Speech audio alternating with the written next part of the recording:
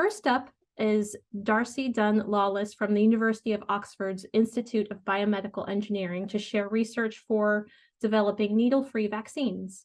I'll be playing a short video that provides an overview of Darcy's session, and afterwards we'll have a live Q&A. So feel free to submit questions for Darcy using the Q&A function as they come up. Hello, my name is Darcy Dunn-Lawless and I am a PhD student at the University of Oxford, and I apologise that my camera isn't working.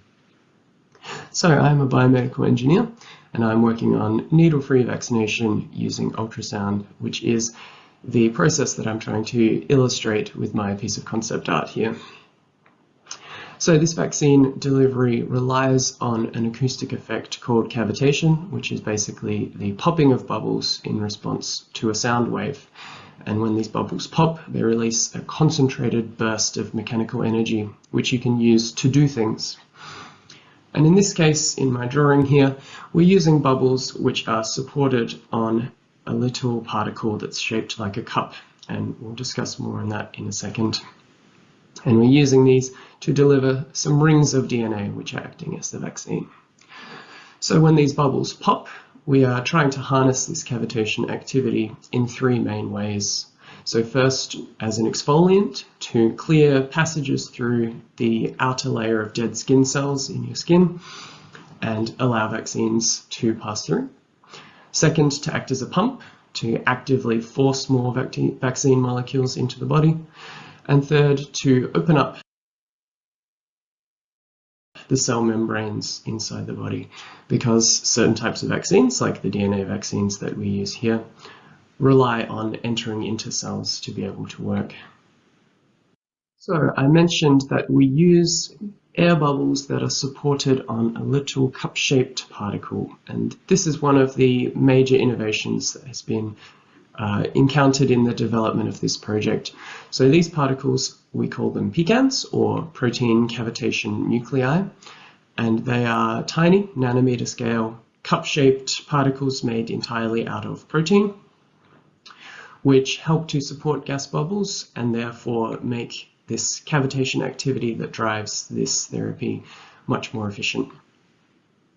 So in theory, this is what they look like, and if you look at them under an electron microscope, they look like this. You can see that they do have this indented shape, which we believe traps a gas bubble. We have been using these particles in experiments with mice to compare conventional injection into the skin, which is we call intradermal or ID, with this new needle-free approach. So we deliver the same DNA vaccine model both ways and compare the immune response that's generated, how many antibodies are created in the mouse. And the acoustic system that we use to deliver looks something like this image on the right, which is basically a table which has a sound source built into it and a little chamber that you can fill up with a liquid mix of the pecans, our acoustic particles, and the DNA vaccine. And then you place a mouse on top so that the liquid is touching its skin, and off you go. And these studies in mice have returned some very interesting results. So this first graph here demonstrates how many copies of vaccine are being delivered into the skin. And by comparing this first column here with the third column, this is how much vaccine is delivered with intradermal injection compared to with cavitation. And you can see that the injection inserts far more of the vaccine, several orders of magnitude more vaccine into the skin than our new approach. However, this is where things get interesting. When you look at the immune response generated by both of these delivery methods, this is antibody concentration on the y-axis here, which is the thing that we're trying to generate to create protective immunity. You can see that the cavitation group received a significantly higher immune response, even though they received so much fewer molecules of vaccine. And to me, this is a really exciting result for a couple of reasons. First, it confirms that we are able to deliver vaccines in this way, but also that this technique really can have benefits other than just being needle-free. It can also allow, in theory, the body to achieve more with less and make vaccination more efficient, which I think is something that holds a lot of promise. Thank you. That was great, Darcy. We're going to field questions for your session now, so you can turn your camera on and unmute. Looks like you're all set. So our first question we have a few questions from Richard Lovett. Thanks for joining us, Richard. In the illustration, the cup-shaped bubbles are all facing the same direction on the skin. For example, below the bubble. How do you make that happen?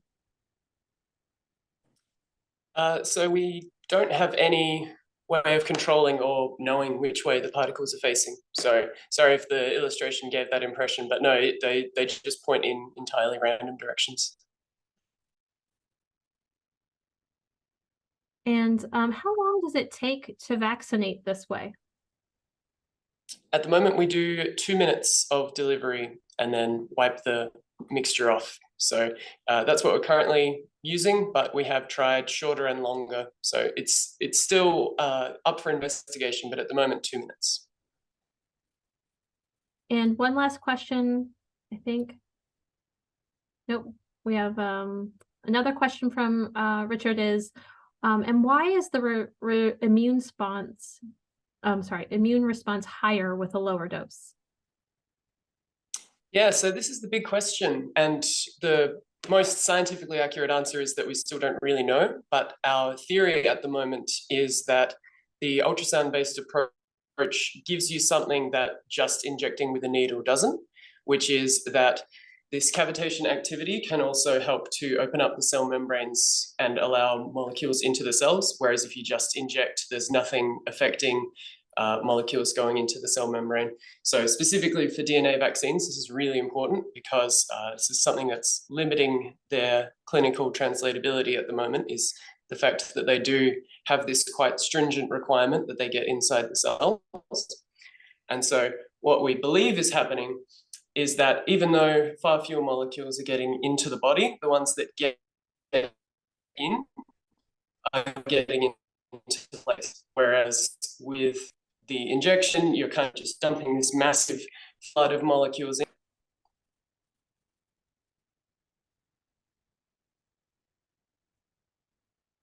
Thanks, Darcy. I think your video cut off just a little bit, but I think we got the answer. Are you, I think we have a couple more. You ready for one or two more questions?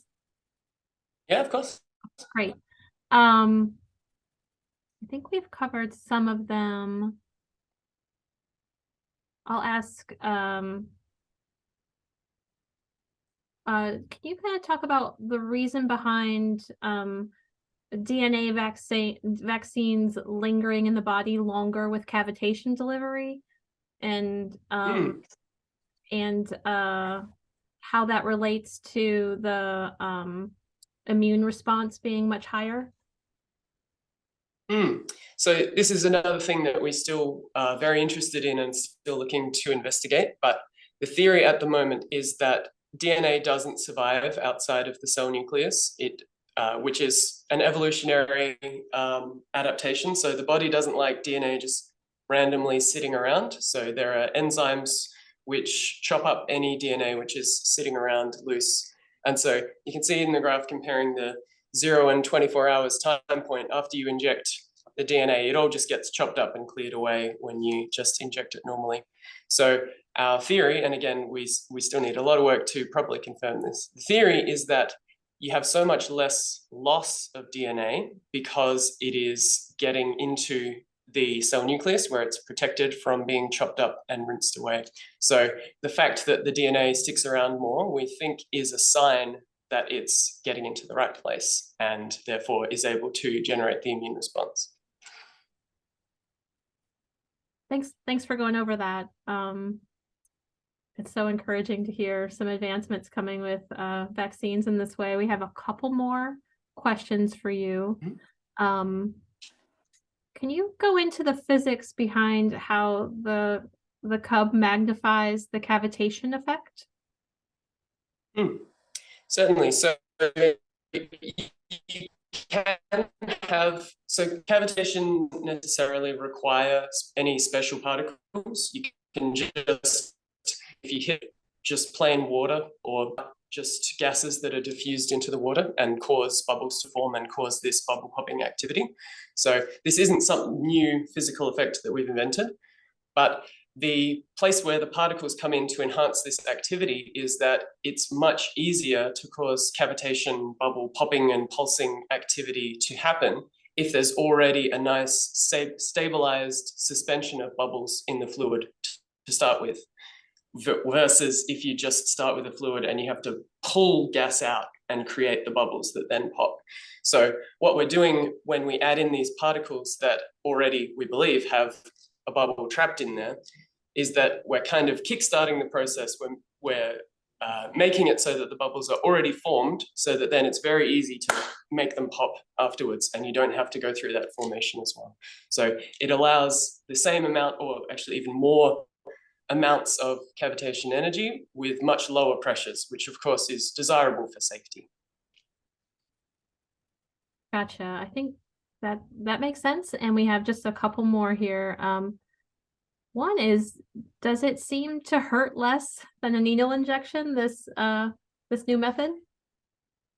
So we still have to trial it in humans, but at the moment we believe that you can't feel it at all. So there are some trials using cavitation in other things for delivery of things into tumors. And the theory goes that our cavitation activity is so localized to just the very, very top surface of the skin. Nothing really happens past a couple of 100 microns down into the skin. That nothing touches the endings of your nerves at all and shouldn't be able to feel it whatsoever. And from clinical studies where people have been using cavitation in other areas, not on the skin, but in other areas, haven't been any reports of pain from the cavitation occurring. So obviously we still need to try it out on people. And when we try it out on mice, they're under anesthesia. So we can't ask them.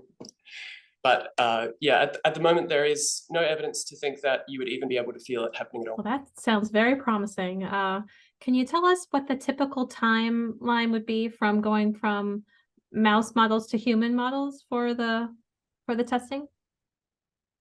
Yeah, so this is a bit of a difficult question because on the one hand, in the grand scheme of medicine, it's a relatively low risk operation. So we're not doing any invasive surgeries or anything with really nasty chemicals, things like that. However, on the other hand, it's also very new and we have sort of a new device and a new medicine coming in together. So we are really hoping to be able to move to clinical trials in a couple of years from now, but that's sort of me looking into my crystal ball and wishing. So more concretely, what we would really like to be able to demonstrate is first, a lot of the work we've been doing up till now is with model vaccines, just seeing if we can get particles into the body. So the concrete next step would be to try a real vaccine in mice and see, does this immune response that we are seeing, does that translate into actual protection from disease? And if we could show that in a mouse model, that would be a really strong case for us to be able to move into humans. So yeah, we would really like to be able to do it in a few years, but yeah, it's uncertain. Well, I can imagine that parents are eagerly awaiting this this advancement. And thank you so much for fielding some excellent questions from our guests. And if you'd like to see the press release about Darcy's research, we're going to pop a link to that in the chat in a couple minutes. But now it's time to move on to our next presenter. Thank you so much, Darcy. Thanks, everyone.